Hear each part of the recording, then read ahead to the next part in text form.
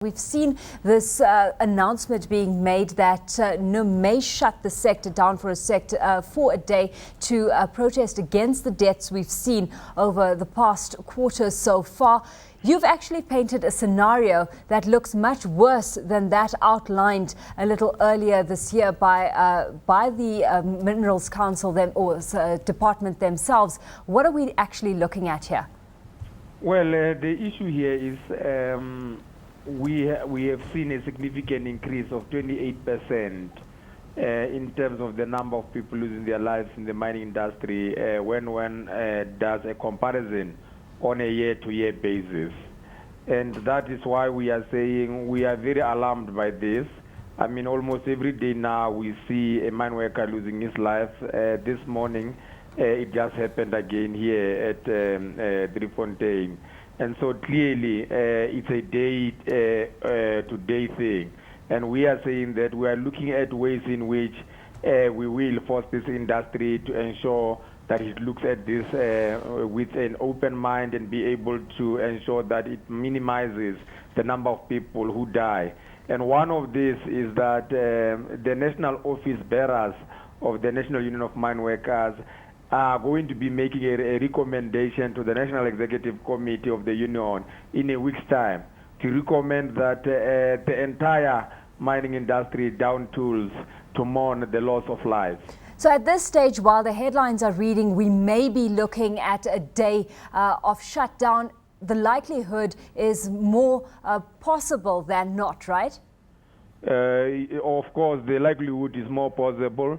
Because remember, when we talk about the national office bearers, we are talking about the top 5 of the leaders that hold full-time position at the union.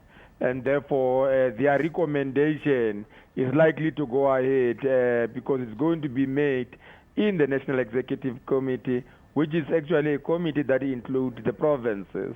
So the likelihood is that this will go through and will then announce a day of mourning later this month. How do you see this actually translating into increased action actually being taken by South African miners to improve mine safety?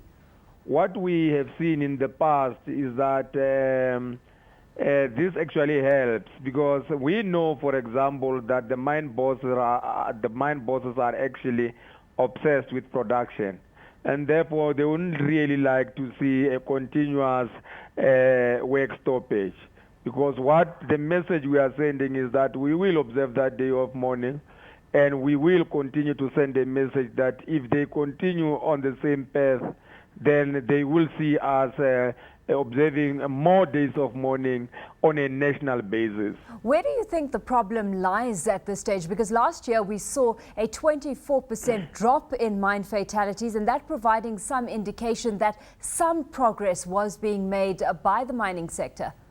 When it comes to mine safety, it is the willingness that is required on the part of the mine bosses to lead the process of ensuring the safety of miners. In the same manner, they lead the process of ensuring that production happens. And we have always argued as a union that what needs to happen, you need to have the issue of safety and production put on a balanced scorecard. In other words, they must occupy the same importance. Because once you do that, then you will be able to actually achieve results. And once you achieve results on safety, your results on production are going to be overwhelming.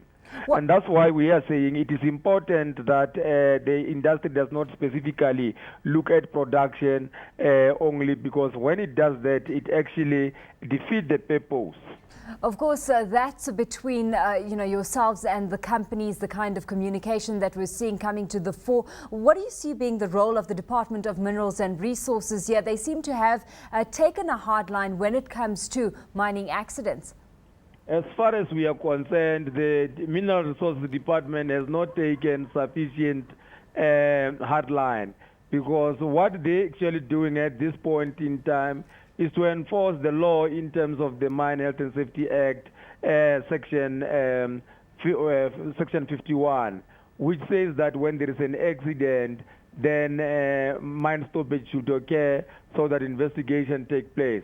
What we need is a proactive stance by the department to ensure that they proactively look into preventing the accident rather than act after the accident have occurred.